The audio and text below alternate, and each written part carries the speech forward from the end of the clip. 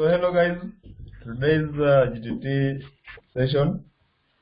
So today we'll be talking about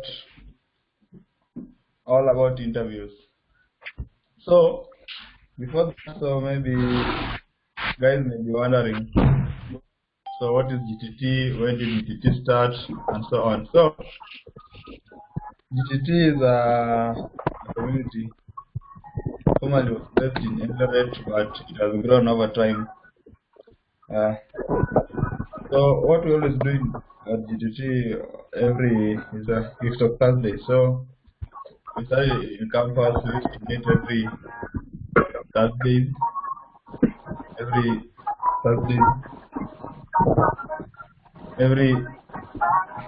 every Thursday at 4 p.m. and discuss just around how everybody started to record, and we share our experiences. But over time it has grown to the each community, and on the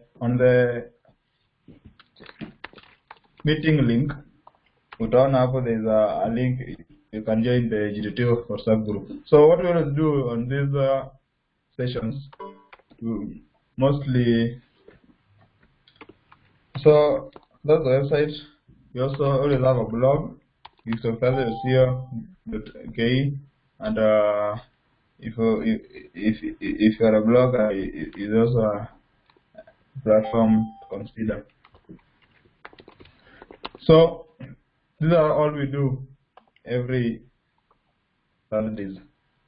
We always discuss about introduction to development. We do code labs. We always have fireside chats online though on different technologies and different ideas on development, programming languages, the best practices, and so on. We talk about productivity, product launching, and also we always do open source stuff. Yeah, so basically that's what GTT is all about.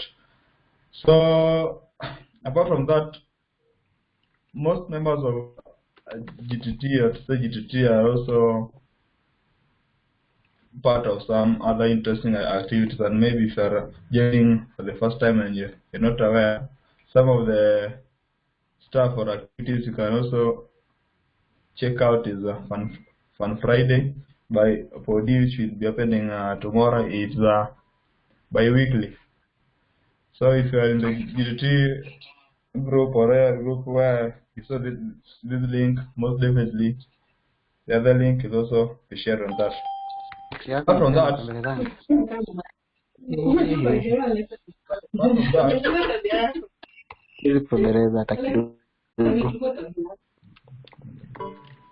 apart from that, there's also the blog, Gift of Thursday. So what's interesting about this blog is that it's been built from scratch to where it is. We are now to version 2 within the community. Currently we are planning and releasing version 3. So you can collaborate on it. If you go to GitHub and search Geeks, you always hit the repo there with the source code.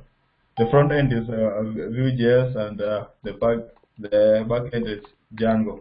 And so if you feel in collaborating and with thinking of coming up with the third version of it, you truly and fully welcome to take part. Much of that we'll talk about later in the group. So the third thing also under 254 open bar is one of the most interesting and trending stuff lately, to replace most of the meetups under 254 held. So this one also happens every Friday from 7:30 to 11 p.m. If you just go to Telegram, search for 254, hapo ndio hufanyika. You can also check out on Atlassian community events and Atlassian community open bar also. The same idea with the 254 open bar. It happens on Sundays. Yeah. So you can find us on YouTube, Geeks of Thursday, even these sessions, all the sessions we do are always recorded, and you'll find them there on GitHub, github.com/geekstalk, and on Slack, geekstalk.slack.com. So, I have to exit. I just present for you here.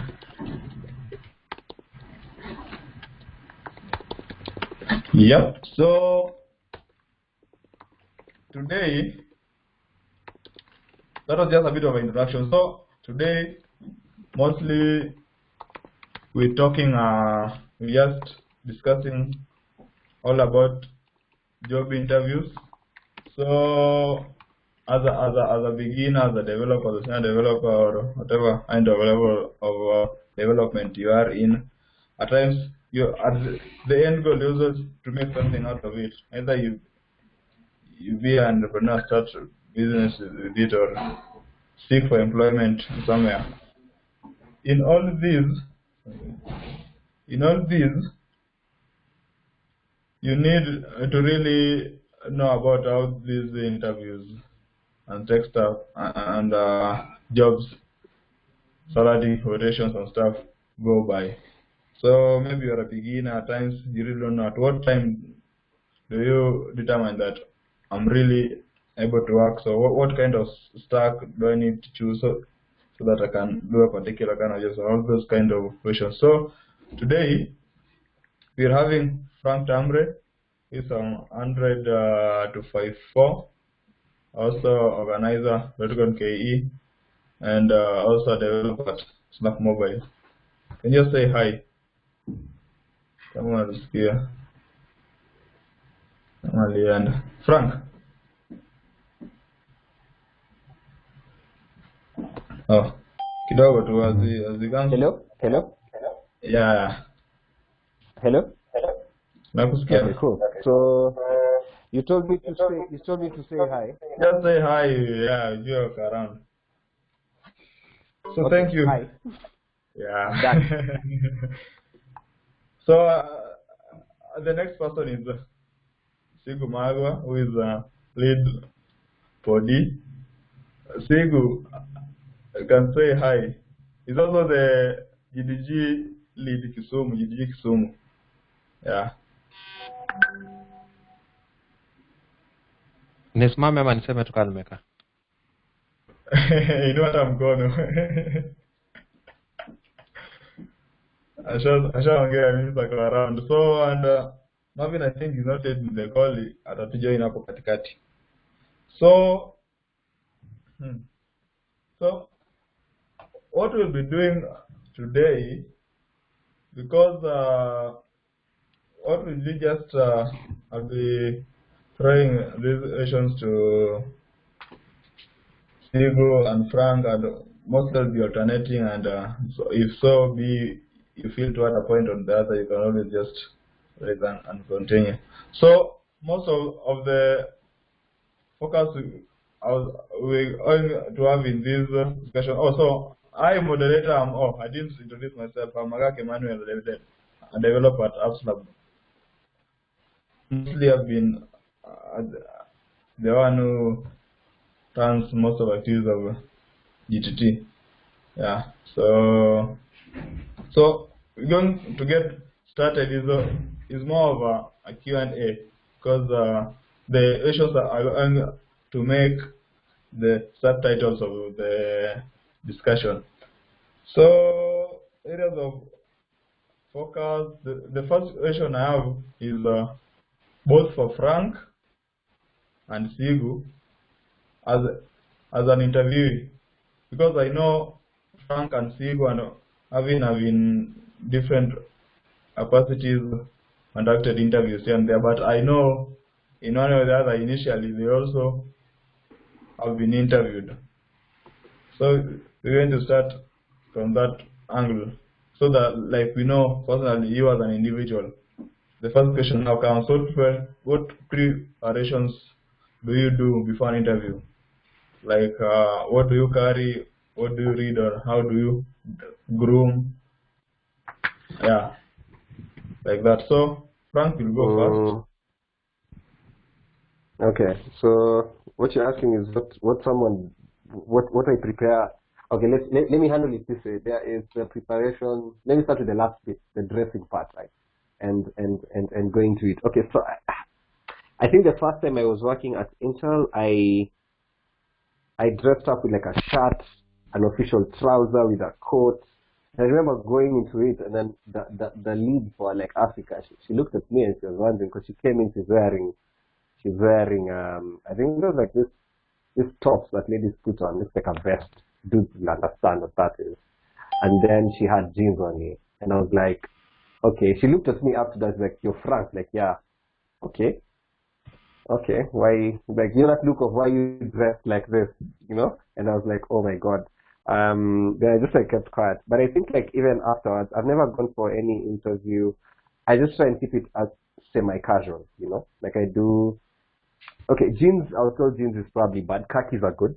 Khakis are really good. So you can get yourself a khaki and probably, I don't know, a shirt. It doesn't matter. There's this image that you need to also portray when you're there, that you're actually there for business. So a t-shirt written GDG, yeah, you can even do t-shirt, I mean, if you want to. But like a t-shirt written GDG DevFest 2015 in 2020. Man, first of all, the guy starts wondering, how did you keep it as stable as it is there? You know, like just a bunch of stuff. That one. The other thing is just try and be as calm as possible. You don't want to have oil all over yourself and all the things, but just like come really, really prep. Especially where you look like very simple, cool. As much as possible, be wary of not going there without having showered. It's a developer thing. You're probably gonna show up not showered. It's a bad thing. Please shower. At least buy some cheap roll-on, man. Like the stays they're like available. Come there dressed well, because then again, if you look like a what is this thing called? If you look like a like a like a like a person who does not have his stuff figured out together, you look so desperate. It's usually bad. Just send out the right image that, hey, you know what, I'm also okay. I'm looking for this job, but hey, I'm actually okay. I think other than that, what's the other thing I can actually comment on is you can. So that's like the D-Day for the interview. If I just go back a little bit, is try and get yourself prepped. So just do a counter check. Some of the times when you go for these interviews, the guys reach out to you and tell you what you need to have. As you're coming for the interview, they might tell you to carry your laptop. Please be clear, because then if you're going for a technical interview, man, that thing has to be clear. Like they have to ask you, they might make you write some code or not make you write some code. So be as ready as possible with either your laptop, or if it's not your laptop, just be ready with something that like you have to ask them. Say, hey, will you provide a laptop for me or not? If they're willing to provide the laptop, that's fine, and then you're ready to go. By all means, don't show up there scared. Don't show up scared at all, because that's the thing that starts to like take marks off you. Because when you appear, you're sweaty. Yeah, and also arrive early. It's really good to arrive early. Don't never arrive late at an interview. Never, by all means. And this is a thing. I guess myself, Sigu, Marvin are probably in one generation, and then there is other guys in slightly lower generation of like 20s, 21, where someone feels very what is it called, entitled. So I'm going to show up at an interview late and say like, oh yeah, there was traffic. No one cares. No one cares. Even if you stay in Thika and the interview is being done, I don't know, in town, or you stay in Kisumu and the interview is being done in Nairobi, you should have traveled the day before, not that night before and then you arrive there. You try and figure out your way. Or even if you have traveled the night before, you can come very early in the morning. So that's like number one. Never arrive late. Dress up well. Be calm when you're going for the interview. Breathe in, breathe out, and stuff like that. Oh yeah, if you need to chew, they say sometimes chewing is good. Really keep it at a minimal and just practice how you're gonna chew. Because then chewing is actually bad. It irritates some people. So if you're there and you're busy doing, and busy blowing bubbles and busting bubbles over there, someone's gonna look at you and wonder what's going on with this person. Okay. Yeah. So that's the thing, and so that's like the D-Day for the interview. The day before, get as much information as possible. Get as much information as possible. And by getting much information as possible, what I mean is try as much as possible and know, do they require a laptop? Like just ask as much questions. When these guys are asking you to come for the interview, you're free to ask. there's something that I learned when I was doing an interview with Google. It's try as much as possible and avoid ambiguity, because you don't want to show up for the interview and you're not prepared for something. So you can ask them, they tell you it's a technical interview, you can ask them the question, ask like, hey, so this technical interview, do you mind shedding more light about it? If they want to share, that's fine, they'll share. If they don't, that's fine. And that's like, those are for on-site interviews. Nowadays, I've seen people have like multi-staged ones where you do them online, and those ones for online, I guess it's like figuring out if you're having the D-Day for the call, ensure your internet works. Buy bundles. If you need to do some Okoa Jahazi things, please do that by all means possible. Because what you don't want to do is that the interview started and then you're solving this algorithm problem and then your lights go off. And then everyone is wondering like, okay, and then you pop up, you send an email later on saying, oh yeah, by the way, my lights went out. So guys are wondering, okay, fine, we'll give him benefit of doubt, you do it again, and then it fails like that, like that. So try and just be prepared as much as possible with like those eventualities. And especially now that we are in Kenya, we have to be prepared, especially with things like lights, electricity can go off at any time. So those basics.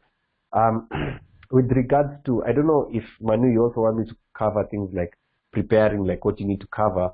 But I guess for me, I would say be just calm when you're going for these interviews, because and do as much research as possible about that company. And the other thing I can give as a tip is I've seen most people prepare for the technical part, but then they forget to talk about what is it called? They forget to do research on the soft skills. And so you'll see me most of the time talking about, hey, just as much as possible, know yourself. Know like, those are the soft skills that they might ask there. Character questions, those ones are really, really important. I am not lying to you. Learn how to sell yourself also in the interviews. And also be ready with answering questions like how much should you pay if they decide to throw that number at you. And then just be ready as much as possible. And I think everything is just gonna be okay. So I think I've covered what you need to carry. Come with a notebook, by the way. Shows that you're really professional. As they're talking to you, you can actually jot down some stuff. What you need to read on, I'd say the technical part. Really, you should already have know about that company also. What is the things that they're working on? How can you also add value to that company? Because they can ask, they can even make you say, okay, so do you have any other questions for us? And then when you say you have a question, you can actually answer it and tell them, hey, you know what, by the way, I've seen you guys are working on this feature. What do you think about it? Makes you look like you actually cared about that company. So other than that, I've talked about when to arrive. I've talked about researches that you need to make. So yeah, I guess that's the one that I can just explain, barring any extra questions. Manu, thanks. Wow, that was so bro. So I think Sigu, because the question was for you too, Sigu, if you have anything to add on. Hey, unaambiaje Frank ongea mbele yangu? Unasikia venye Frank amesema kila kitu yenye nilikuwa nimeandika. Sasa tunaweza ongea lugha yote, sawa? Yeah, exactly. Lol. Sawa. So naongezea tu vitu kwa vitu Frank amesema. A bit of a twist on what Frank has said. Is the audio okay? Nasikia nduru. Yeah, it's okay. All right. So just don't show up scared. Someone is echoing me. Sorry. So if you're told not to show up scared, it's easier said than done. I know some of you, it's in your head. Unajiuliza, how will I get to that interview not scared, but it's the job that I really wanted? I think this comes with experience.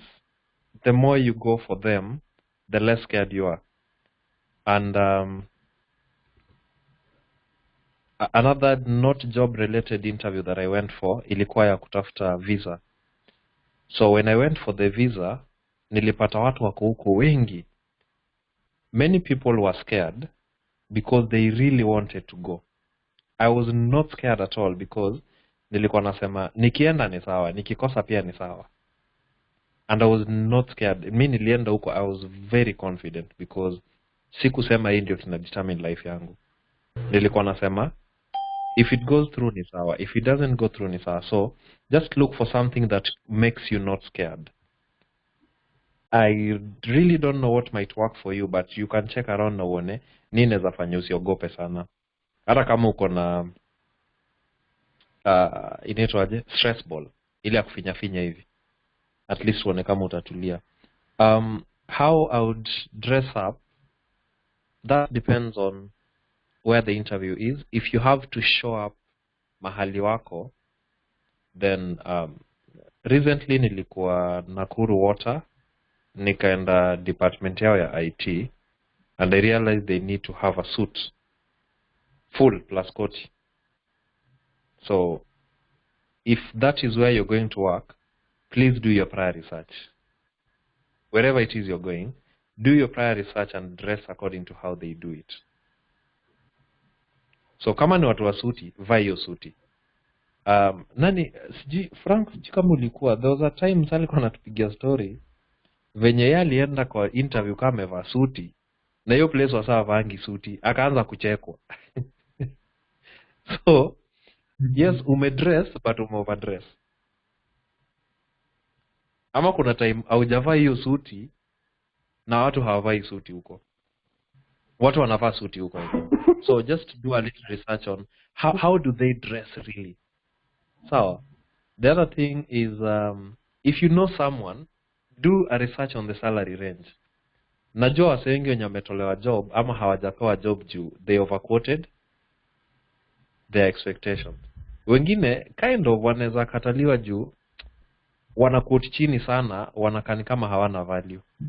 But yenye nimeona sana ni umeenda huko, there are a couple of my friends walikuwa wameenda wakaitisha, there was this opening, wao walikimbia wakaenda wakaitisha I think 400k, but the budget for the company ilikuwa 120,000.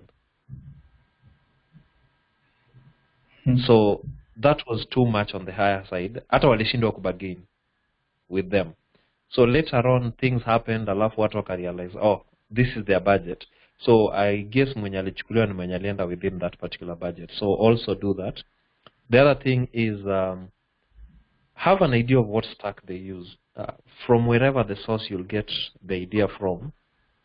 Kama we ni mtu wa Flutter na hawa watu wanatumia Kotlin, just know that they're using Kotlin but you're using Flutter.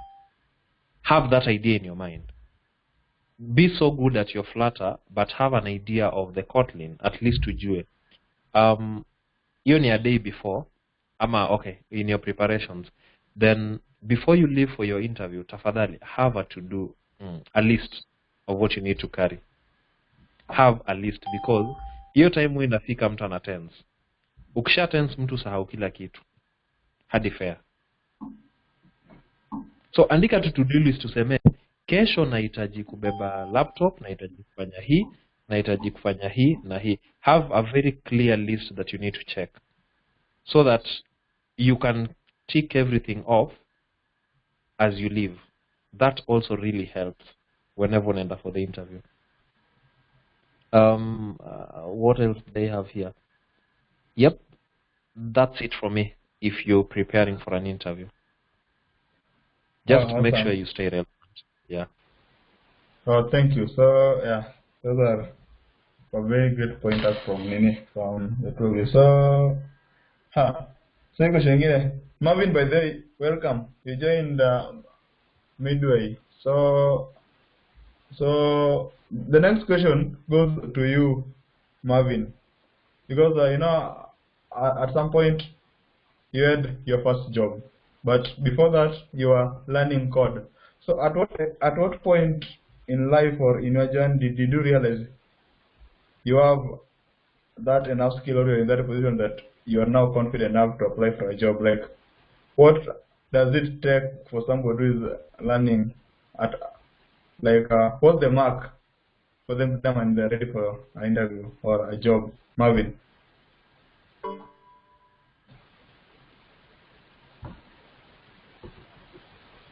Hapo kweli.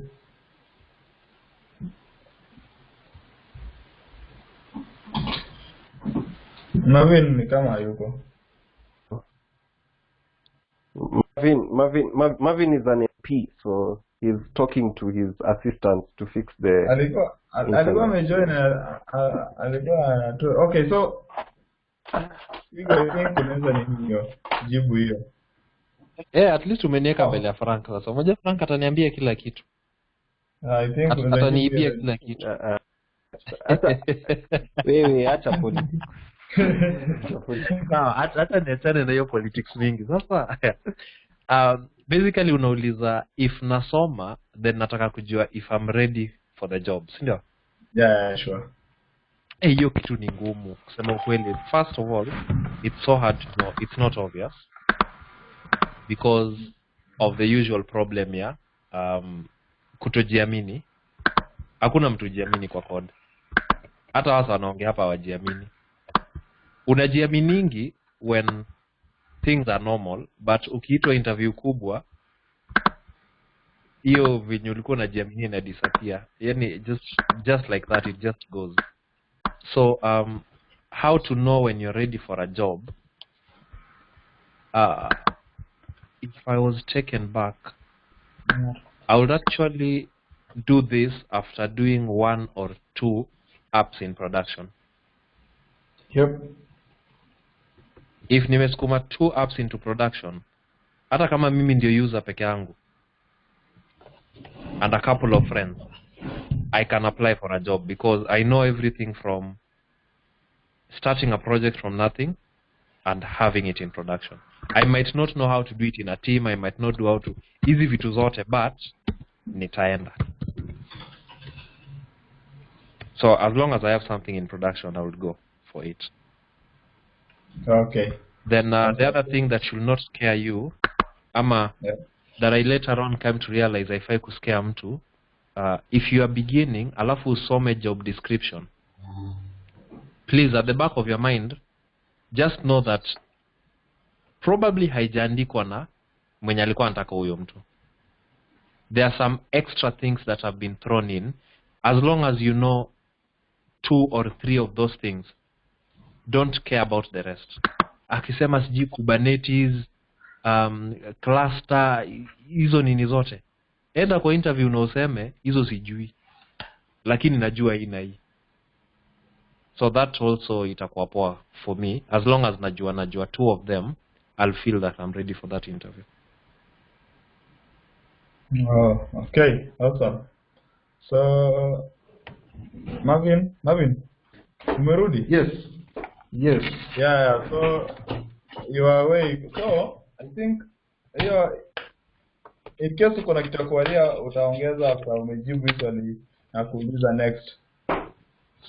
And so Marvin, in the past you've interviewed guys, yeah. So one of the requirements which is always asked in these job descriptions and job interviews,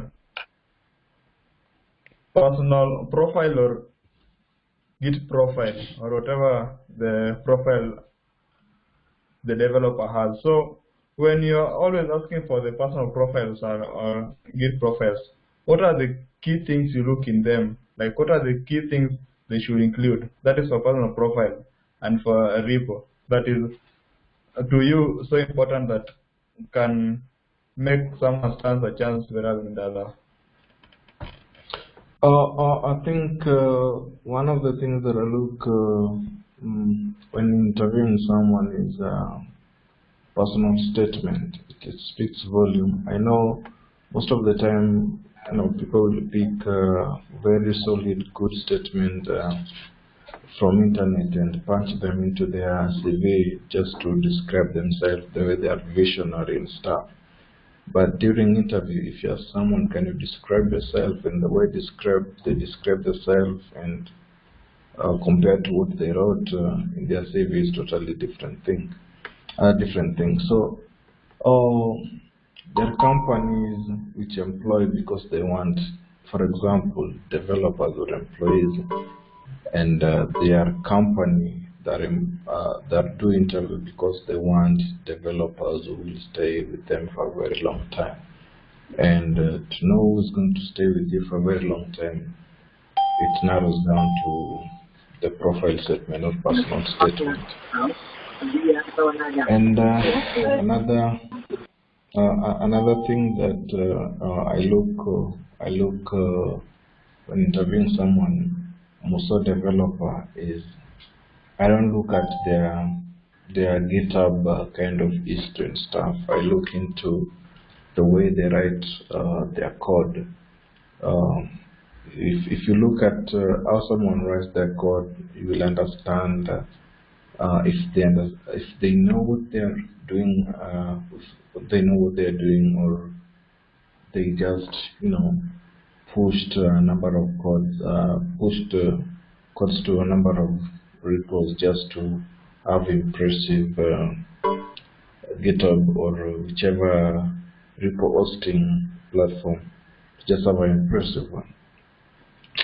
So, and lastly, hiring someone, I don't like hire you on the first interview. You have to build a relation because most of them, they want people they will relate with, people who will understand their vision and their aim. Of course, you're going there for the money, but you also need to understand, like I think Frank mentioned, you have to do your research. You have to know the aim and the vision of that company, what they stand for, what they want to achieve, how they work, all those nitty-gritty. So they will, after doing the first interview, that's why if you compare the way we do interview in Kenya and the West, they will do the first interview. You can have like 3 or 4 or multiple interviews in a row, and the main aim of that one is to understand you better. Yeah, those are my points on how I interview people. Oh, awesome. Is there any additions from, or any more contribution from Frank or Tamre or Sigu? Sorry. Anything to add on? Let me add something. Yeah, let me add something. On the, I like what Sigu covered. Sigu covered like everything with regards to if you're going for an interview. At that point, you're like just don't overthink it. What you said is actually on point. Let me say something on this one for like profiles and GitHub. So there's this thing where you have your GitHub and you've applied to be a full stack developer. But then there is nothing on your profile that shows you've done, and I'm going to connect this to what Sigu said. There's nothing on your profile on GitHub that shows that you've done something that is full stack, And so, when someone starts to say, "Hey, I'm applying to be a full stack developer," first of all, I'm not a fan of such roles. I don't think it's like a debate and a conversation of another day. But if you apply for certain position, just ensure that your repository backs it up. I am a PHP developer because I have evidence of doing this. I'm an Android developer because I have evidence of doing this. Because sometimes your GitHub can be something that can grow you or something that can bring you down. Sure, because even sometimes, the funny part is sometimes you go to people's GitHub profiles and someone has like 1 commit in all the projects. So they have like 25 projects and 25 commits. Well, that is okay.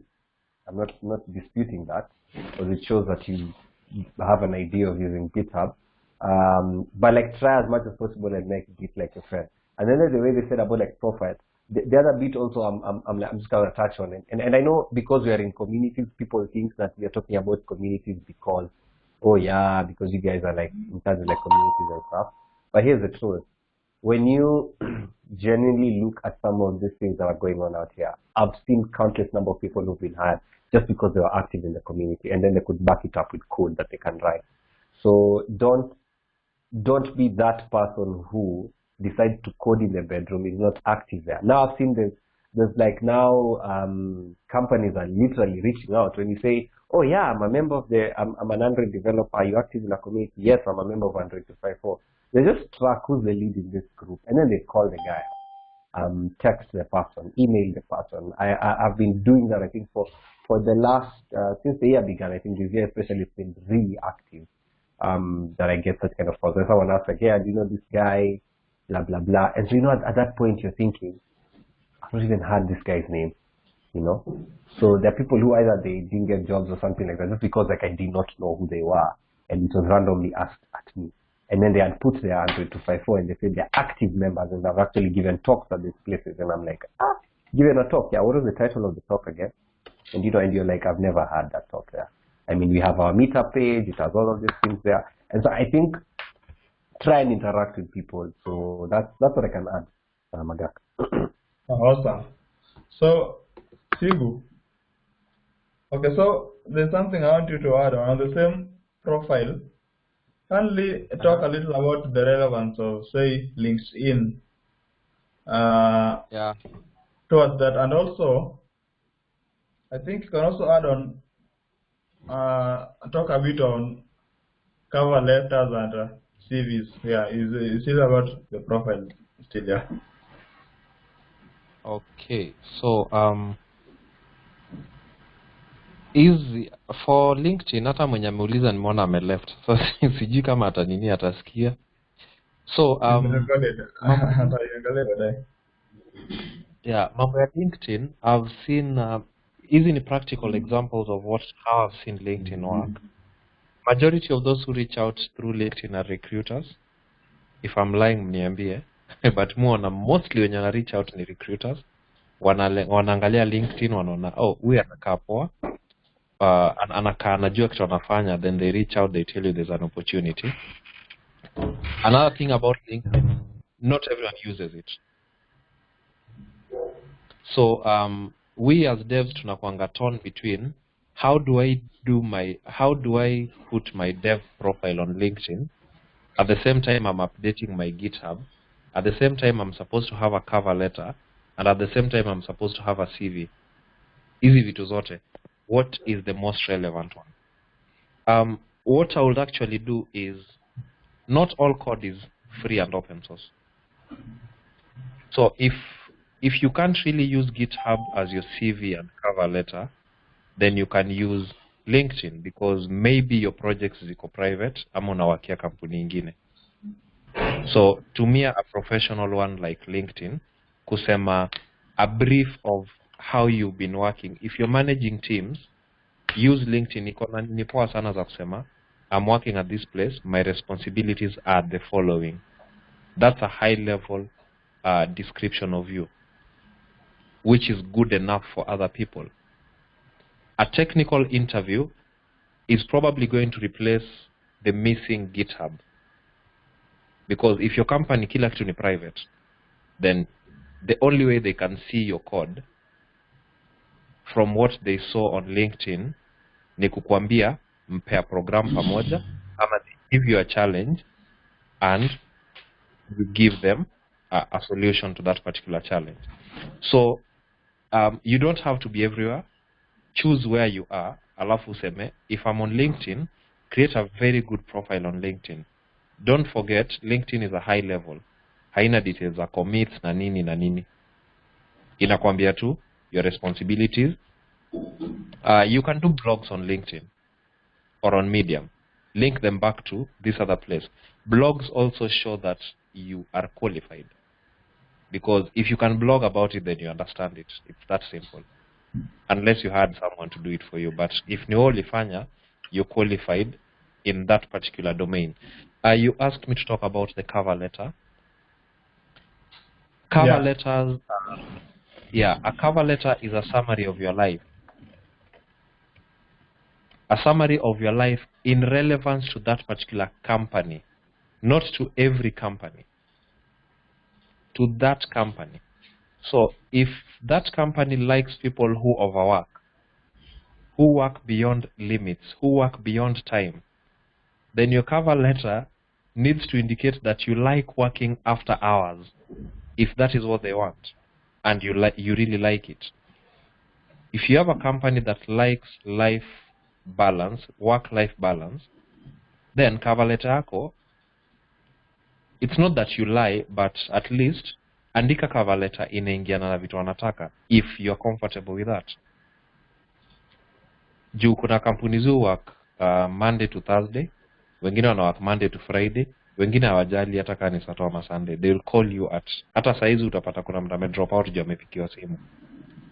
So look at that company, then create a cover letter yenye atasoma.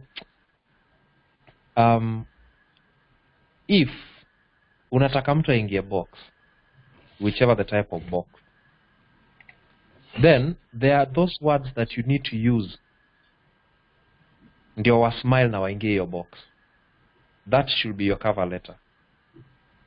Aseme, hey, this is the right person that we want in this team.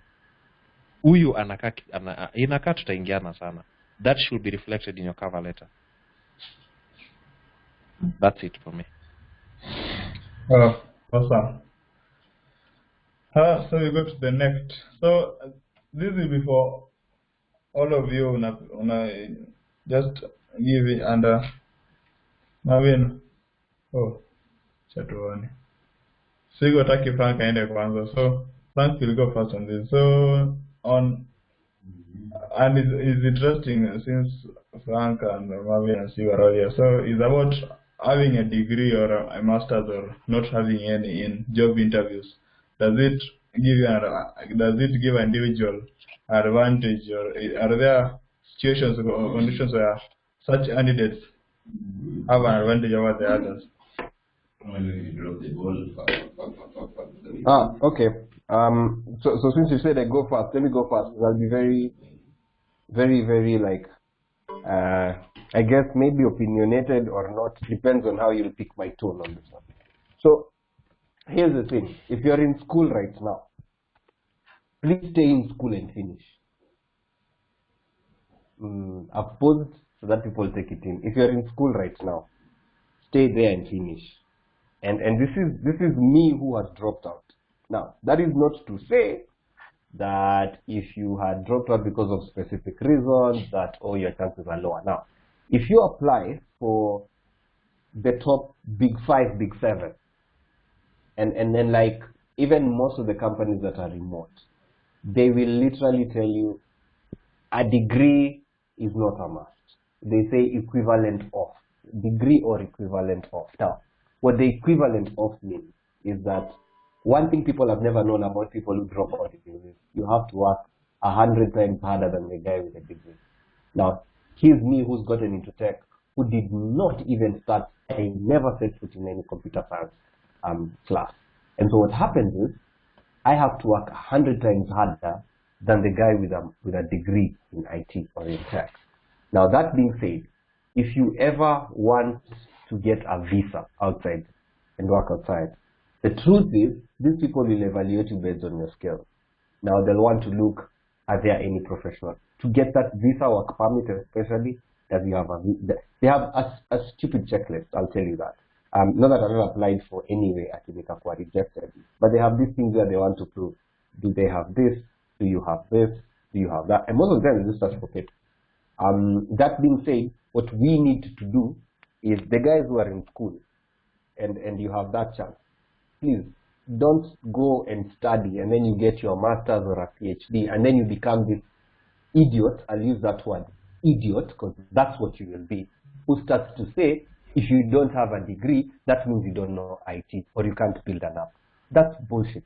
Sorry for using this word here, but you just need to know what I'm thinking. Why I'm saying that's bullshit is because of a very simple thing. We all know the computer science degree courses. It's like, unless you really put in your effort. And we know our universities, man. Like, I've never been there, but the stories I've had is nothing less to like horror stories. A guy comes and tells you they got a clean A in their data structures and algorithms. You tell the same person to explain to you a very simple data structures and algorithms, can't actually explain it. Now, that being said, it's not that big. Please understand, universities are not a waste of time.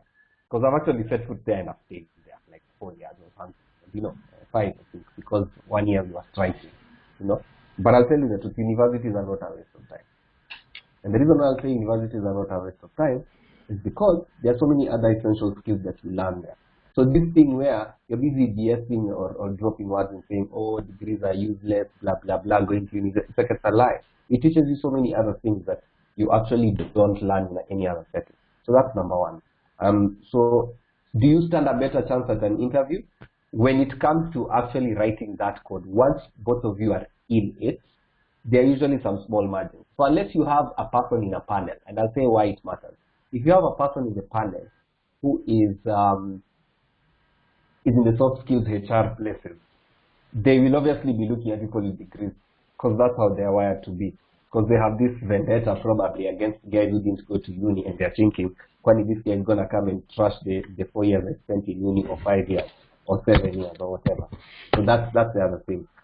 Definitely, the moment you go beyond your degree and you have your master's plus, again, I'm going to say plus actual skills, you actually do stand a better chance. But if the only thing you're dying on here is your first class, oh my God, let me tell you the truth, especially in tech, most of the people are scared with guys who cover the first class. So then they're like, this guy looks like someone who crammed his way through uni. Yes, you put in your effort. Don't deny me about it. But that is what the word out there on the street is. And so you might have your first class, but you just have your first class. You don't have anything else. You never participated in any community with evidence. You see the thing that we write in undergrad, writing to uni at UCD, I was an active member of the debate club, and then you're put there. That thing doesn't count when you start applying for this job. Because there are some companies, when they're going to pay you a lot of money, they're actually interested in finding out, hey, you know what, did this guy actually put in the effort or not, you know? So you know, that's the thing that I've noticed.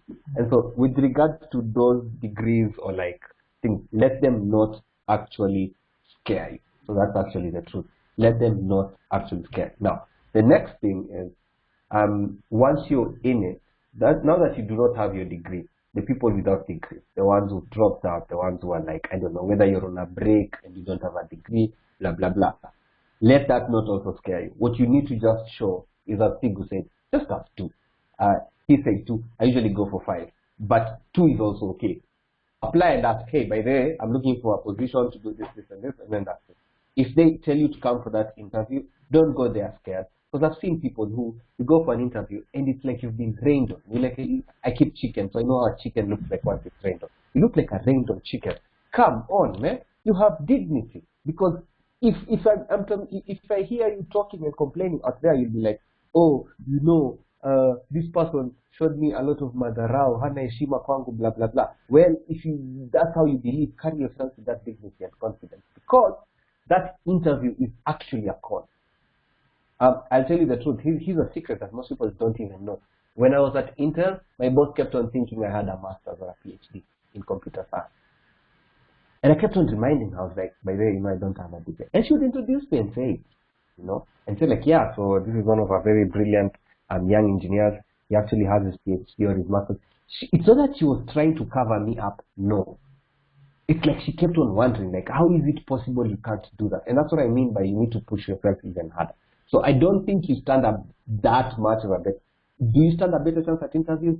To an extent, if you get a group of people who are, how can I put it? They are pro-university, you know. The other guys are looking at other soft skills that you see. But those are really fine margins. But just because you have your degree, I'll tell you that that's not an assurance that you're actually going to get the job. So that's it. Okay, awesome. So, I know I'm done. Marvin, Yeah, Ndachia Mavo. I think I'll agree with Frank. I went to university, so I finished with the second class upper computer science. Sijaenda kupick certificate. I don't know why. Maybe because I don't need it right now.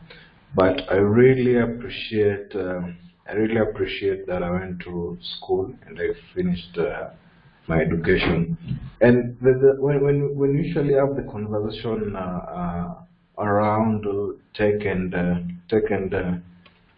dropping out, there's some topics we don't usually discuss, and that is, you know, business classes, computer mathematics, electronics and physics and stuff like that. So when you start to, the problem is when you start to write code as a junior developer, you will use mostly, let me say, scripting kind of languages. You will use high-level languages like PHP, JS, and stuff like that. and it will put you in a position of maybe a junior developer.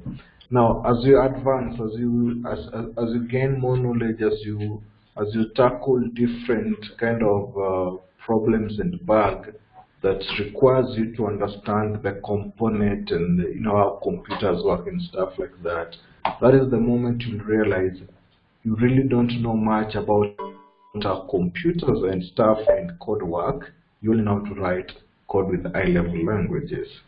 And like Frank said, you love to work,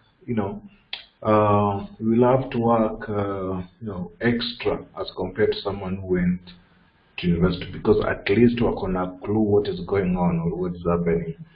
And that is the main reason. The main reason why you find a lot of guys who usually say like you don't need CS degree, flocking around languages like scripting languages. I don't want to call any out in languages, scripting languages, and if they try low-level languages like C or C++, they don't have idea how to undo memory leakage and stuff like that. So yes, going to school is very important. Then dropping out. On dropping out, on a positive side, Pia, please, I don't recommend you drop out, but if you have, I don't want to call it success, but at least if you have something going on, something serious going on, that at least if you project your life can push you for the next 20, 45 years ahead, then it will make more sense. If you drop out, at least you can say, I dropped out, and at least I have 1 or 2, 3 things or reason why I dropped out. That makes more sense. But don't start bashing school and saying XYZ dropped out, Frank Tamre dropped out, so it's easy to drop out and figure out things along the way. There's some other success stories and other failure stories in Frank Jambia anyone. And most of the time people focus on the success. I dropped out and I'm a CEO. I dropped out of my own company. Okay. But for that guy to have his own company, he went through a lot to achieve that success. Okay, I'm not saying on the side of someone who went to school it's different. Maybe they will struggle. I can give a good example like me to build something, but I find it more easy when I go to meetings where they require me to produce my papers, and I can easily say, man, are you talking to a computer scientist graduate? You can use that line and someone will sign a check for you. As simple as that. So yeah, I think that's what I really have. Other things in the covered in the front. Awesome. Sigu, do you need to go? Yeah, nataka tu kuongezea kitu hapo. Yes, nataka kuongezea kitu on that topic. If does having a degree help you? The question is, does having a degree help you in an interview? You click on 2 answers. Actually, there's one answer. It depends. So there's the yes part and the no part. The yes part, as Frank and Mavo Ashasema before, it helps you if these 2 people are both not experienced, then the one with the degree has a higher chance. Wote wani novice, hawajui anything. The one with the degree has a higher chance because they have an idea of what's happening. Now, with time, these 2 people are going to converge and they're going to have almost the same understanding of how the computer operates and works.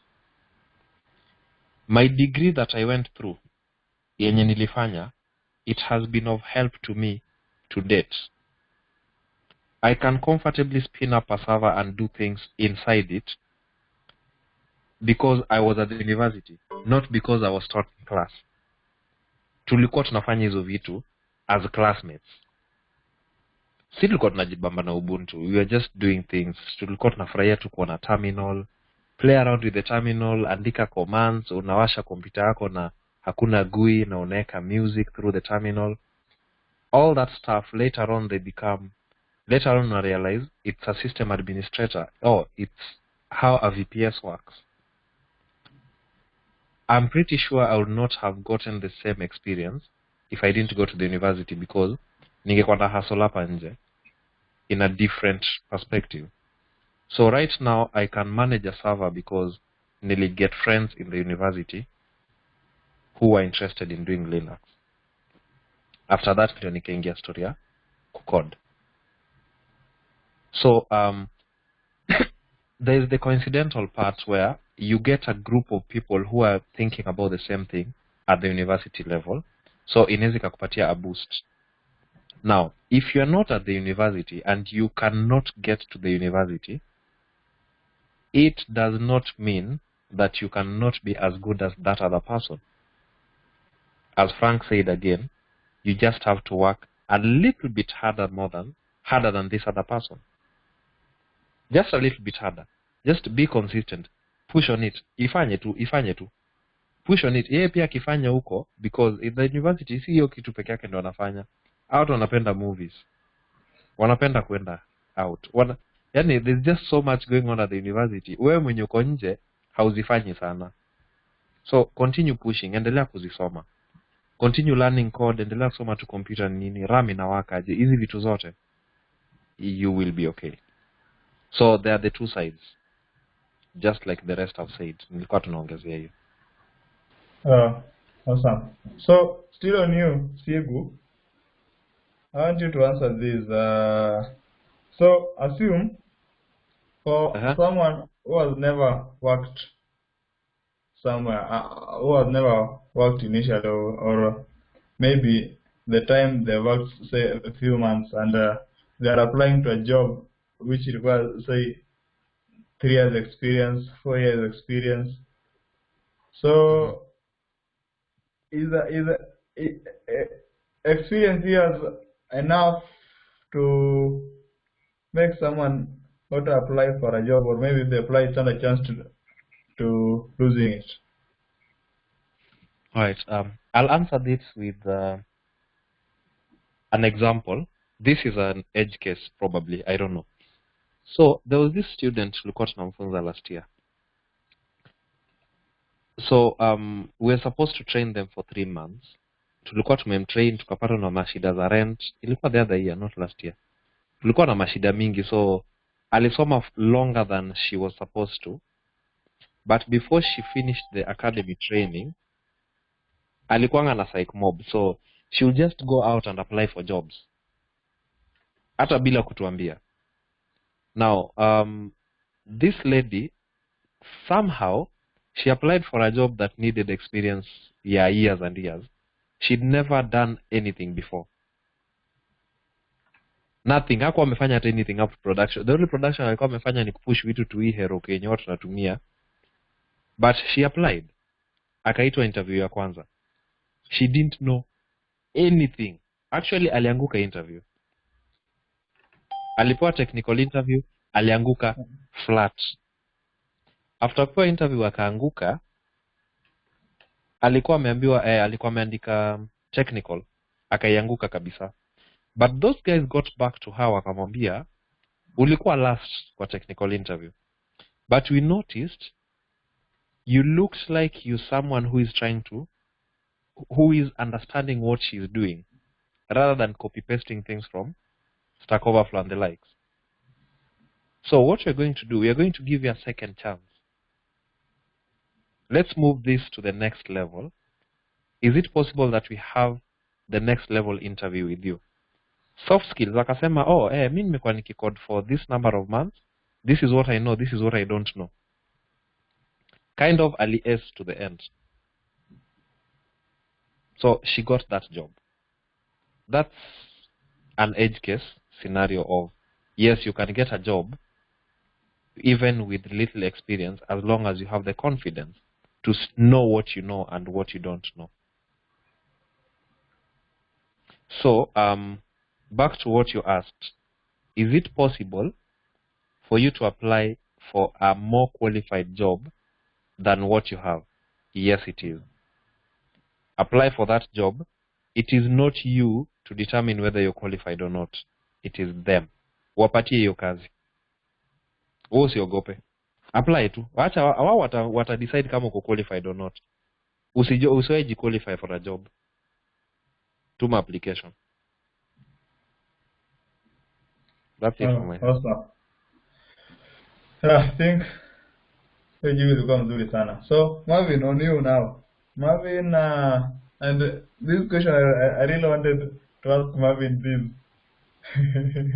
There are some stories he's been telling us about whiteboard interviews. So Marvin, just a little on a little on whiteboard interviews. Can you tell us, like, what as an interviewer, what are you looking at for when you're giving such a kind of tasks to interviewees? No, this is not just a personal attack, I swear. So I was a CTO, so I used to interview people, and like I said earlier on having a profile, people will submit good profiles to your table, and if ukiangalia code, they look like they know what they are doing, and so at some point you will have, like, hundreds of applications, and you want to eliminate people. So after umechukua best 20 and you only need 3 of them, so you put them on a whiteboard and tell them to just write a process, not application, a process. And how you eliminate people is not if the code is going to run, or if the code is out. If you don't eliminate people because the code is not going to run or is not going to work.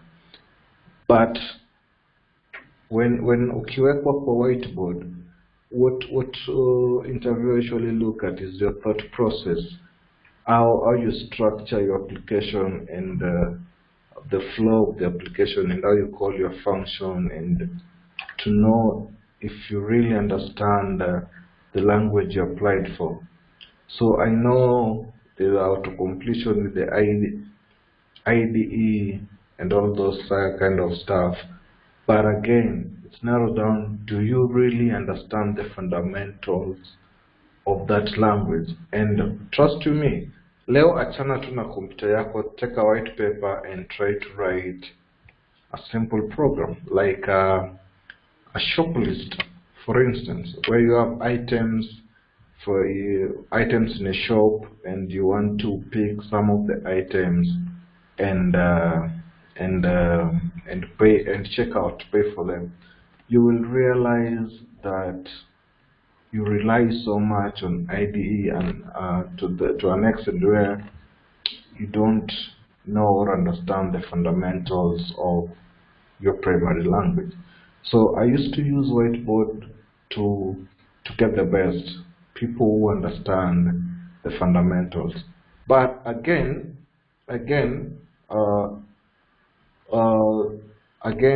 you use the whiteboard, at least at some point you might scare some of the best developers in that interview. So I don't know.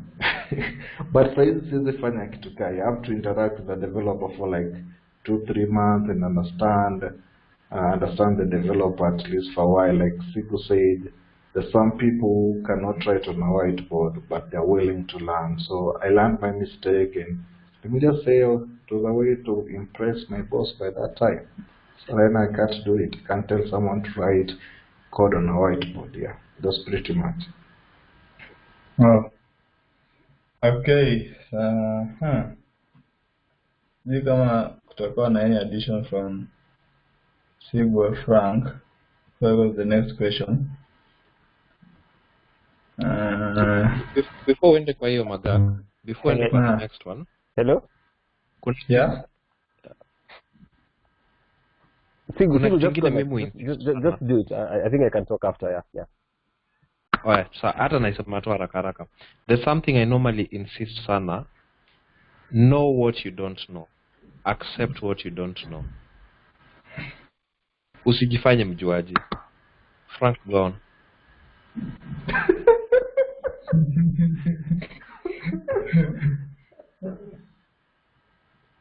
Frank. Kama wewe ndio umeongoza mjuaji. It's like that's no, ni ukweli, by the way. I think my tip is more or less like when you're actually doing the whiteboard interviews, because by the time you're doing a whiteboard interview, it usually revolves around a problem solving thing. Now, one of the first things, I'm just going to give you like tips, things that you should not do, things that you should do. Number one, the night before the interview, never do all-nighters. Do not trans-night, because whiteboard interviews will touch on something very interesting. Like, you need to be fresh. You need to be able to think on your feet. Like, you need to be like so fast. That's like the first thing with whiteboard interviews. Number two, with whiteboard interviews, the priority when you're starting out is, can this person talk? So the first thing you need to do when you're on a whiteboard interview is, once they ask you the question, repeat it to the person to clarify it. Avoid ambiguity before you start writing anything. Because the problem is, you'll hear the question and then you had the word arrays, and then you had strings, and you're like, I know how to do that one, and you start solving. I'm like, what are you solving? And I give this very simple example. So I started a channel, DSA League. I've not posted for like, I think 2-3 weeks. And like, it's very interesting how, if right now I ask people here to solve or to create an algorithm that fills a tray of eggs, do you know what everyone would do? They will start solving it in JavaScript or Python or PHP or whatever language. They just like start solving it. And then I'm seated there, I'm wondering, why are you assuming that my tray of eggs has 30, has a capacity of 30? Maybe my tray of eggs has 40. So your assumption is off, you know. Maybe this is like the next generation. Maybe I'm making eggs to go to space. Exactly. So the first thing you do is you repeat the question. After you repeat the question, you're like, okay, so you want me to make an algorithm that fills a tray of eggs? Like, cool. And then you write it down there, the key points. You write it down on that whiteboard. And then after that, I think you continue by adding, you add, what's this thing called? So now, after that, now, look at the parts that are not clear.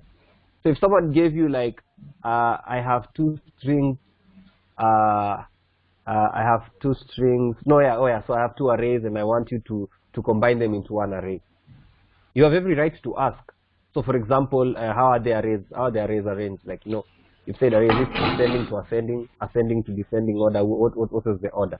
They'll give you the clues there, you know. And so you can even find sometimes they are usually mostly testing if you are able to do it or not. So then even things to do with edge cases, you know, like the things that this guy starts to wonder, like, okay, even if you're told to make something like WhatsApp, thinking through and even drawing is usually a good thing. I think I used to love that when I was at Intel. When we do whiteboard interviews with all other engineers, I would like draw there and like just explain my thought process and diagrams. And they'd really appreciate, because then they'd see it. And so I don't think you should actually be scared about it. So that's the thing I would actually put up there. Then there's, once you're solving, you've asked the question, always communicate every single step before you write it there. And so you just ask the questions and you're noting down there. Like, okay, so you're saying this will, okay, cool. And what about this other part?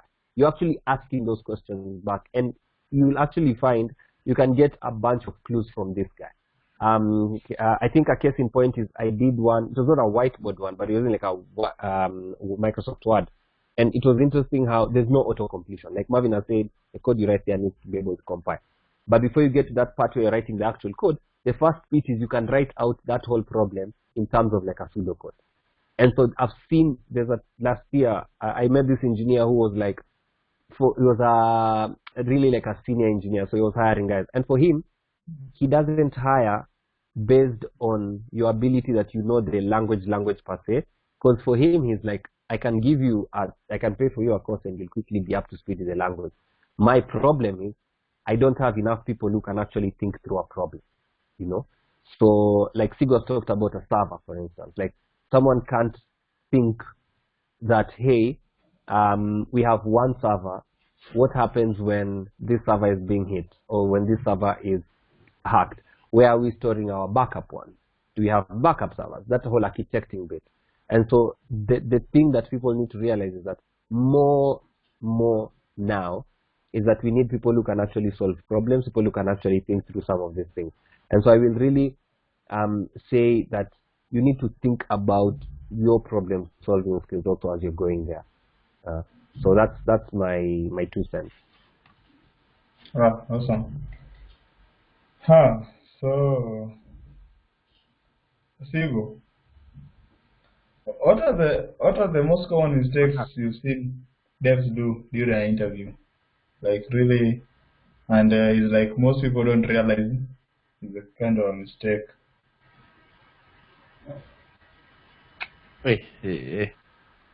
Hiyo swali ni mzuri na mtu wa HR, lakini haya nitarudia tu ile kitu yenye nilikuwa nimesema.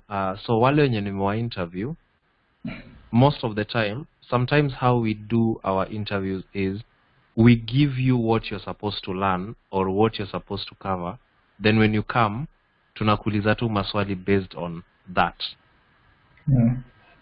The most common mistakes that interviewees wanafanya ni kujifanya wanajua. I think nime insist on that thing so much that you now know it irritates.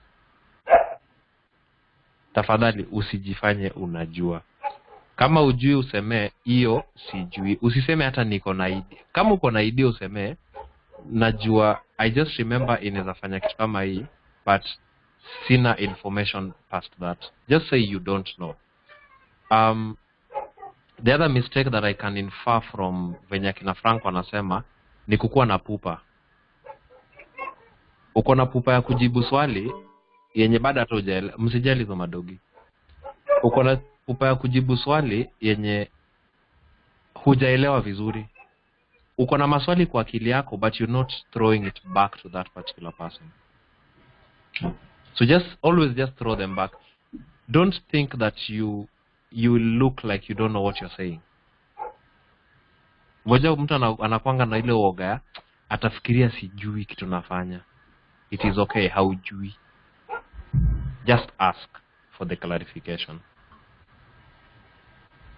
Oh, awesome. Marvin.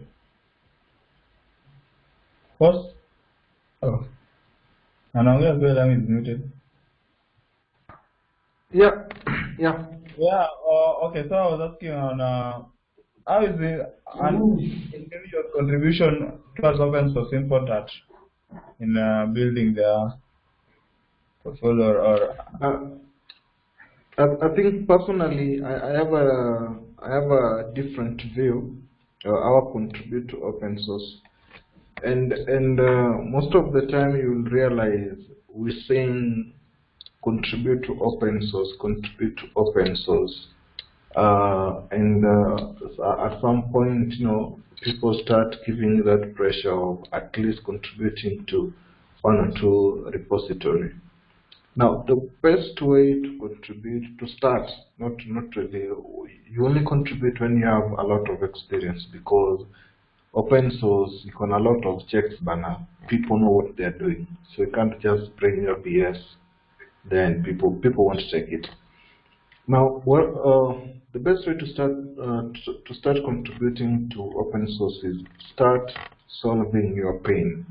So how do you start solving your pain? For example, a good example, I develop with the PHP most of the time when I want to bootstrap application, or maybe a SaaS or something like that, very quick, or if I want to develop a solution for a client with a lower budget. So when we develop application, you will realize there are some pain points you will experience. You will experience some pains. A good example is search functionality in Laravel. It's not there. A simple search one. So people are focusing on advanced search kind of packages. So I developed just a simple one to to search a small application, not a big one. Then you just push it, and you will realize people start contributing to it, and people consuming it. Now, from that point, people will give you issues, or people will advise you on what to do right, or they will contribute to your code, and you will understand. You will understand how to write code better. Now, when you contribute to open source for the sake of contributing, employees usually wanatumia your public repos or packages to employ you. So they will go to the code structure, the code whatever, the way you've written your code, the way you document your code, to understand the base how you develop using the said language. So ukiandika tu for the sake of, this is an open source code, and a good example is there's a guy who started Africa City Developers Tab. Developers didn't contribute to it because he didn't understand how open source work. So when you're contributing to open source, try as much as possible. Number one, start with what you understand, like Sigu said. And when you're developing or when you're contributing to open source, try at least to solve your problem, because you will be passionate about it, and try as much as possible to maintain it, to upgrade it, to version it, see. And because it's your problem, you will be using it every day and telling people, I developed this one because I was experiencing this kind of issue. Now, after contributing to it for a very long time, now you will advance and now move to bigger projects. I think that's how I look at open source, plus open source when it comes to your profile. So just don't contribute because we are saying contribute to open source. You have a unique problem, put it out there. Let us now start contributing to it. Okay, and hapo pia wase watajua you really understand, you are a thinker kind of, you are a thinker, ulikuwa na shida, ukailay out when Frank alisema, you articulated very well on a repo, and people can see that this is exactly a problem and you can contribute to that problem. Or umetumia package ingine, umeona it is missing something, and you did a PR and pushed and requested for a merge, and the maintainer of that open source project accepted your PR. That means you are a thinker. At least you experienced there was something and you contributed, and they accepted your contribution. Yeah. I don't know. The statement is sketchy, but I hope you get it. Awesome. So that was great, Frank. Na hizi maswali leo hata wenye nafaa kuzijibu mmejipata tu automatically. Frank, so Yeah. this is yours. Yes. So Yes, please. often at times you hear about guys who apply for jobs which are not exactly on their stack. Like, how confident can I develop be with this idea, and asking from experience, I know you also recently did the same. So is it something employees seek for? And generally, just applying for something after you're stuck.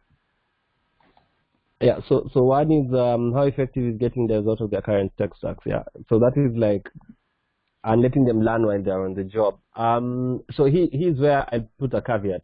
I feel like all the jobs I've ever owned, I've ever applied for. And I'm not gonna lie to you. It's like I have always sought out and told, hey, you need to join our company and stuff like that. So like this last one that Magak is referring to. The first one I've ever worked for was Intel, and Intel was a conversation in a car. And next thing you know, I was told that was the interview, and that's how I started the job. Wait, before that was iHub, and before iHub was like, I was just like called and told, hey, do you want to, I think you should work with this. And I was like, just Kakolaso. I didn't even last a month when I was gone to Intel. And then I think after Intel, I did my own stuff, Moringa School, blah, blah, blah. Then now there's this new job that I'm working. And this new one is very interesting. It's like, it's not like a fully fledged job. It's like a consultancy. But I'm doing Flutter. Though most guys know me from Kotlin and Android. But how was I told to actually join? And I'm working on a project that's costing millions of shillings, hundreds of thousands of dollars. So the reason why that happened was, I think they looked at a couple of things. So I'm just going to put that out before I answer that question. So there are a couple of things where if you really need to hire someone to do something that's out of it. So for instance, for me, if you had told me to go and write JavaScript and web code, I would not have done that. Because the truth is, you're really, really making me change into something that I'm not, and I don't want to do that.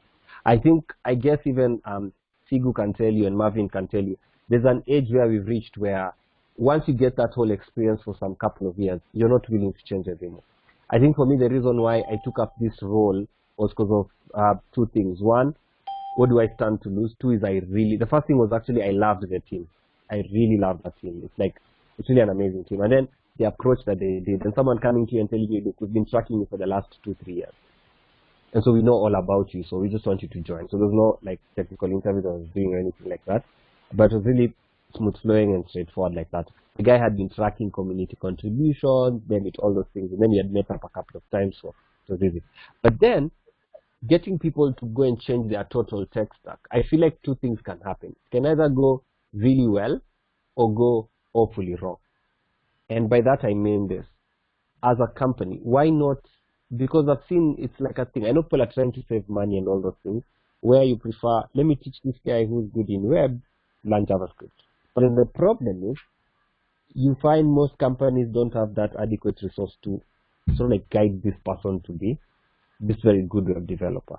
For me, I think now with Flutter, I'm 2-3 months in. I've been writing code for this project. It scares you sometimes when you're doing a commit or a pull request. Because you're like, oh my God, that was just accepted, because you're really scared. You're thinking you're not a good person. But the truth is, if you have the right guidance and the right environment for you to actually flourish, these things really start to work out well.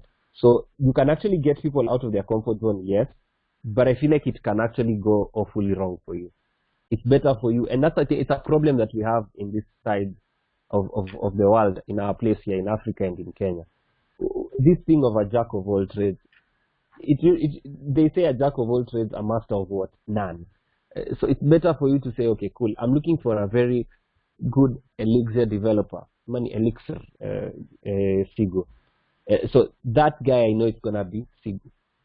I'm looking for PHP dev Munyaneiva. I'm going to look for Marvin, I'm not going to look for someone else. But then, if I can't be identified, that's the problem. And I know the argument now comes in like, oh, if you're a junior, play around with everything and then just continue being a full stack, blah, blah, blah. One thing I usually advise is this.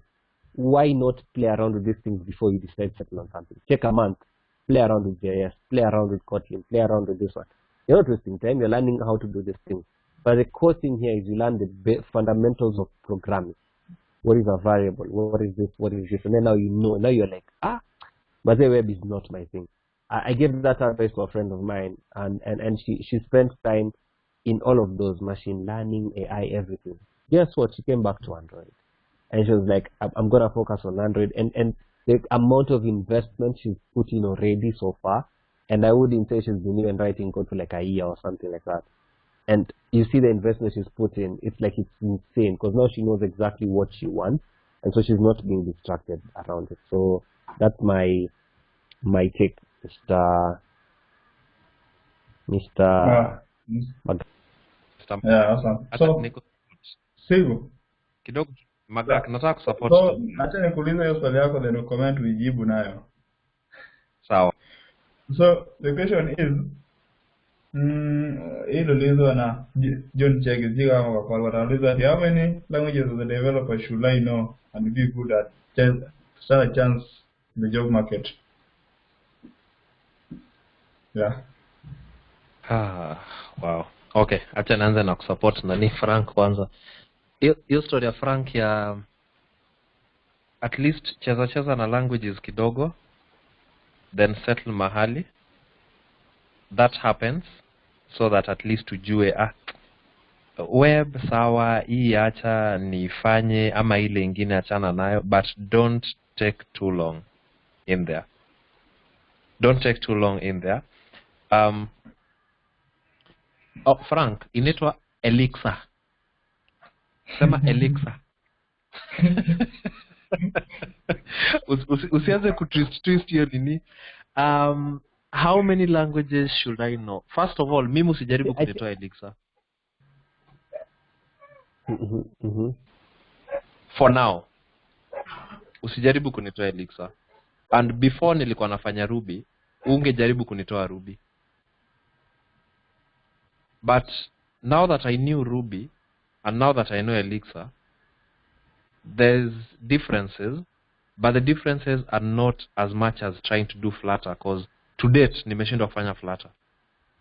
It's been 2 years. Because the mental shift is too big. The mental shift I have to do just so that I get good at Flutter, it's too big. Frank kutoka Android kwenda, kutoka Java kwenda Kotlin kwenda Flutter, he's working with the same, almost the same thing. A few shifts here and there, if I'm not lying, Frank. So what you're basically changing is the language, but unatumia the mobile. Mimi kuna vitu sielewi, sijui gyroscope, sijui. There's just so much on the mobile that I really don't understand. Mimi ni mtu wa web.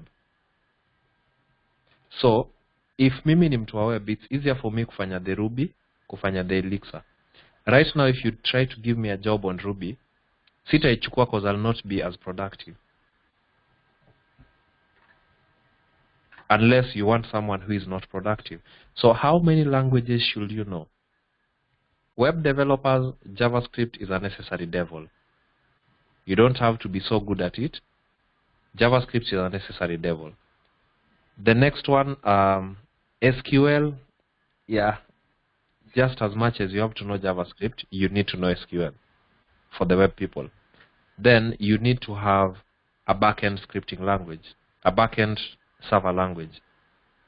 PHP akina Mavo, Elixir akina Ruby na nini. Choose one. Kufa nayo. Kufa nayo. Then, if you decide to move to a different language, move to that other one, na ukufe nayo. People shift languages because languages die. Otherwise, watu wangekuwa nafanya Pascal hadi sahi as their first language. But people have to evolve with time. That's why people change languages. That's why watu walitoka Java, wakaenda Kotlin. Google might decide later on waseme, everyone tumii Kotlin anymore, mnatumia Flutter. So at that point, it is a forced move to another language. How many languages should you know? One at a time. By one at a time, namaanisha, if you're doing Ruby, do your Ruby. If you get a Ruby job, go for a Ruby job. Huwezi enda for a Ruby interview today. Huwezi enda for a Ruby interview today and a Python interview tomorrow and you perform the same. Unless you're this magically very good person, which I don't think it's easy for anyone. So know one language. JS, if you want to know only JS, stick to JS. If you want to be a database person, only SQL, do it. But if you want to do the server-side scripting, then you have to do server-side. Kidogo, mbele kidogo ujue tu kina JS na kina CSS language. Ujue JS na ujue SQL kidogo. Just have a touch of it. Then you're good. Sijui kama nimejibu hiyo swali. I think we you. So I think we're almost getting done. Hata saa imeenda. I think there are 2 more questions left. One, Marvin, I think we try kujibu haraka, then Frank, then tutakuwa tunamaliza. So for Marvin, kuna question niliulizwa. Is it okay if I leave? I have to rush. So haina shida. Sasa. Thanks everyone. Yeah, thanks. All right. Bye-bye. All right. So Marvin, which one is best if to choose? Working in a tech company, either big, locally, or startup, or non-tech like I asked already see, choosing either a tech company or a tech company. I think that's I can't really answer for everyone, but I'll answer it for myself because it's more of a personal question. Most of the time I'll choose where to work to depending on my personal goals, what I want to achieve, and the reputation of the company. That is the way they treat developers, okay? And of course, money have to factor in how much they're going to pay me, okay? And if it's out of tech, that means I'm going to do tech plus I'm learning that industry. If it's health, I'm going to learn the health industry and stuff and how things work around health. If it is finance and accounting, I'm going to learn things to do with finance and accounting. So most of the time I'll go for tech, but in a different industry because I'm going to add another skill set in my another skill in my skill set and stuff like that. If the money is good also in a tech industry, I'll go for the tech industry. But again, when it comes to money, you have to define how much you need, or how much is enough for you to live with. Yeah. So I think that's pretty much so personal. You choose where to go to depending on what you have on your table. How you need to kind of where you need to work to achieve what you want to achieve in life. Yeah. Ah, awesome. So Frank, the ambition is for you, and is kind of and I've heard you mentioning it a number of times. Just apart from the tech skills, what other aspects in a developer do you consider? Maybe soft skills also, and also in a tech interview, is it wrong for an interview to stand to be unique in a different way than other people? Like, is it something strange? Or also thought about it.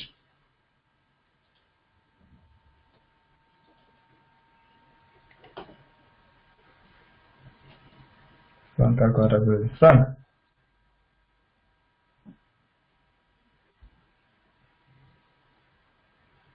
Yeah, sorry, sorry.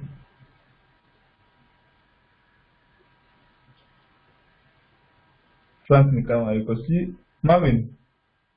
Yes. Utajibu tu hiyo, the things tutamaliza.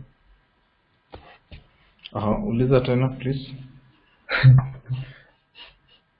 Like, is it good to be unique and standing out in interviews? Then again, what are the skills or what are the other aspects do you consider aside from tech skills?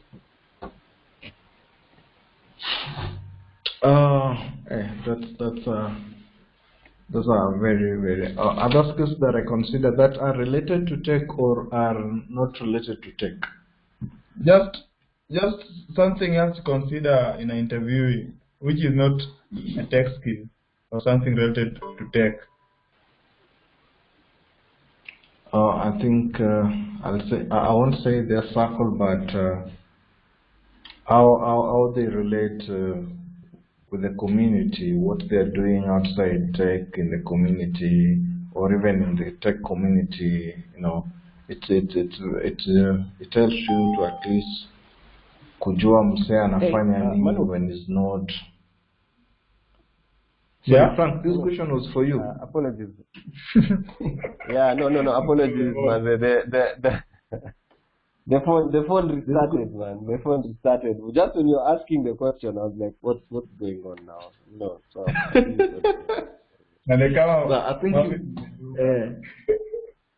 think Frank, you can answer the question. I think he's in a good position too.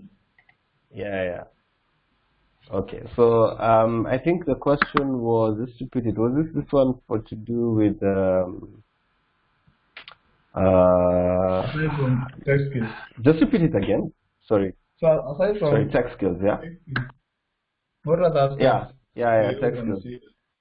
Yeah, so one is communication. That's number one. Like that's just the thing. I'm telling you the truth. Here, we live in a world where people can't communicate and express themselves. So communication is really important. And so if you have communication skills, it's something that will really help you. Networking skills also is key. Um, I guess I don't know whether okay. I would actually say tech is not when you say problem solving is not a part of tech. It's slightly different because that's something that you know. Um, uh, yeah, that's the thing. So. I think the most important thing is let's build on your problem solving skills. And problem solving skills are things that you just like need to stretch yourself and make yourself think, read more, and just start and implement them. There's also the whole bit of having these random conversations or knowing extra things apart from just the job stuff. So, for instance, if you're in tech, for instance, you're in Android development, you should definitely know what's going on in Android. Like you should already know like there's Android 11 coming up. You should already know things like Google I/O. You should know things to do with, oh wait, I have this extra skill that I can use in all of these communities and stuff like that. So that whole bit of communication, networking, problem solving, what's the other one? I think those ones. Even writing skills is very important. Like how can you actually do documentation and stuff like that. So that's what I would say. Yeah, awesome. So yeah, mwisho which just inahusiana na hiyo, is it wrong to be unique, Yeah. to stand out, to be different from other interviewees? No, it's not. It's not. It's actually good to be unique. Let me give you an example. I was having this debate with people, and they tell you like, okay, so in the company that I've joined, I think I'm the one who is very active in the community side. Extremely, like let me say the word extremely active on the community side. Not only that, even this year, there's something that I'm targeting to accomplish by next year, April, that will make me very unique in the whole continent. Maybe in the world, I don't know, but it will make me very unique, very unique. And so I feel like most of us are afraid of being unique because they feel like it's a target on their back. No, please do it. I feel like we live in this world where everyone is busy criticizing us on like, oh no. Why are you trying to like disturb the peace? Oh my God, disturb the peace. So it's not a bad thing for you to actually be unique in those instances. Wow, awesome. So thank you. I think hii nilikuwa Salamish. I think the session has been awesome, and thank you, Frank, Marvin, Sigu, and everybody who was here. So Hello. we'll be having a part 2. Hello. We'll be having who's talking? I have a question. Yeah. Yeah, so I was asking about when you go for an interview, do they check your social media presence? Maybe if you have portfolio on your own, do they check on it? Then another question, there are some free courses out there like droidconKe, Odin project. So assuming you do them on the side and have certificates, is it a plus on your side? And then the third question is, you as a problem solver, right? Because you're a software developer, do they check your hacker rank and your code rules? They check how you solve them, or it's just something you add on your side? Thanks. Can I help answer that? So let me start with hacker rank. You can have those profiles from here to Sigu where. It's okay, you have them. Can you solve the same algorithm that asked on HackerRank and Code Wars? HackerRank and Code Wars is good for you to have them, for you to practice for your own personal gain. Just because you're there does not mean that you can actually solve this data structures and algorithm questions. So that one is very important. Now, let's talk about the free courses and the certificate. The free courses and the certificates are nice to have. Now, some people go through them and click next, next, next, and then you have the certificate, and then there you are. You can do the project, you pass it, that's fine. Every interview, when anyone is hiring, and I believe Marvin is going to tell you this, that if he's hiring, if I am sitting in that interview panel when I'm called to sit in the many ones that I've sat in, the biggest question that I'm always trying to ask myself is, can this person solve the problems that will throw at them with regards to this company? The company has problems, can this person solve? And can they solve it, but not by putting a paper, but can they actually think through and actually solve it? And so sometimes you meet people who come and present to you with papers, but they cannot actually write this code. That being said, these courses that are out there, if you really follow up on them and then you build something extra, and I'm really a believer in start building very small things. Currently, I'm teaching kids how to code. We are working on a project. I'm going to be with them on Saturday. And so the project they are working on is a library management system. The people without any knowledge of programming will always tell you, oh, why are you building a library management system? But if you sit down and actually architect and build anything management system, you learn, I would say, close to all concepts of computer science there. All concepts of computer science. Because by the time you're expounding on it and you're really serious in working through it, oh my God, you have a very amazing system. Because by the time you start thinking about how is my database going to be designed, how am I doing things like login, logout, auth, things like that, and step by step and step by step. Oh, you know, privileges, administrator privileges. How do I lock people from outside from accessing it? And like by the time you're getting to that whole concept where you're adding features, it's really easy. So for us, we start from a very basic thing, then we start expounding, dividing them into these very small microservices.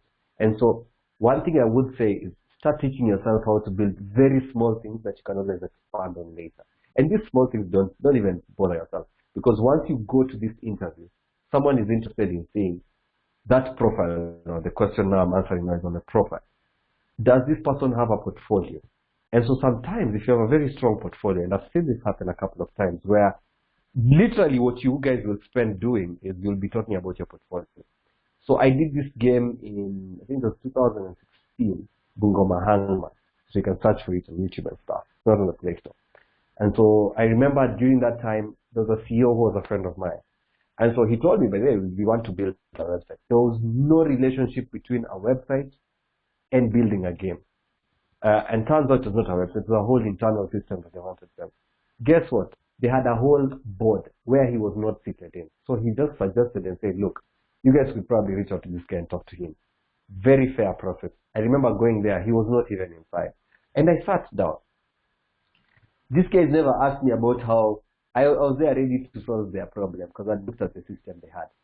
Turns out the whole interview was spent talking about how I made the game.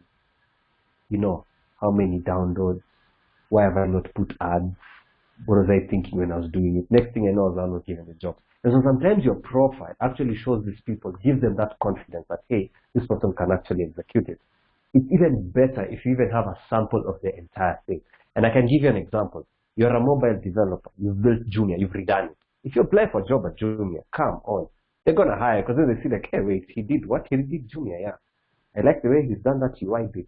They like maybe the shopping cart effect on it. And that's something that can actually give you an edge and then you can actually be hired. And so you can also add to that, on top of that, it's like things to do with drawing stuff, not drawing stuff, like writing articles, put that in your profile. Because as Sigu said before he left, writing something also starts to show that you're actually very good at it. And stuff like that. So that's me in short. That's what I can say. I don't know if Marvin, you have anything else to answer, and I don't know if you've answered all the questions that the person asked. Just a brief one. When you're learning to code, there's the imagination in your head, and there's actual coding. Okay. So utanotice ukianza kuandika code after building your first website, you will start imagining building a Facebook. So like Frank said, stop over imagining, just start small, start writing with the library, a to-do list. People want to hate to-do list, but to making a to-do list is complicated. I'm making one right now. I'm telling you. By the Marvin, do you know something? Can I just comment on even that project of the to-do list? You see, I can give an example, like AnyDo from, is it Microsoft or something like that? AnyDo. A good example of another to-do list is Wondershare. Another example of a to-do list is Notes by Google. Another example, like the concept of Microsoft Word is derived from a to-do list. The concept of Google Docs is derived from a to-do list. You know? Actually, I bought one, I think 3 weeks ago. I really took my money and bought a to-do list. And the reason why I bought that one is because the features with that to-do list, I wanted the premium features to be in my to-do list. So you can start with a simple to-do list where you're just listing things and crossing them out. But as you advance, you will realize that as you work and you advance your activity, you realize your to-do list need a lot. And to-do lists zote ziko na different concept. They're not the same. Angalia Microsoft to do even spread Google Sheet, AnyDo, Wunderlist. Microsoft bought Wunderlist, I think. Yeah, they bought Wunderlist. Yeah, so they have different concepts. They have they took their money and bought Wunderlist, and it's just a to-do list. So start small, but keep on adding feature to your project. So when you're learning, start with the basic one. If it's a login page, start with the login sign up page, then have a concept behind it, and after reaching a certain level, add another feature to that one. By the time unamaliza in 6 months, you have a SaaS application that you can tell someone to subscribe and maybe build them for it or something. The one I bought is a Chinese application. After it doesn't know how to commit code, I'm actually trying to email back and forth with them on different features and how to fix bugs on JS. So don't undermine this project and don't overthink. Just start kidogo when unaanza. You start with the CJ1, a mile, whatever that a mile journey. Just start with a simple step kind of narrative. So start hivyo pole pole, but keep on how do you call it? Keep on adding more features as you go. Yeah, I think that's pretty much on projects when learning. I hope we've answered her question though. Yeah. And have someone to check what you're doing. Have someone to at least review your code. If you're learning, don't be afraid. Chukwata Manu, Marvin, Frank hapa, so you can just review your code. When you're learning, okay, when you're not paid for it, please have someone to review your code. Just commit it. Tell them, hey, can I add you to this repo? Tag them when you're committing. Do a PR. Make them as a reviewer, and they will give you their comments straight. That is the ideal environment, a development environment you're having while learning. Yeah. Awesome. Hope she's answered. So I think this is about question. So I was just ending up and saying thank you guys. Thank you once again, Frank, Sigu, and Marvin. So what I want to say is that we'll be having a part 2 of this, and so the part 2 will be mainly based on HR guys who interview tech guys. What do they consider? I think it will also be interesting. So we'll plan on that. Bring us a chart. Yeah. It's something is planning for the part 2 of this. So thank you guys. And thank you so much. On Friday and open by 100 to 54.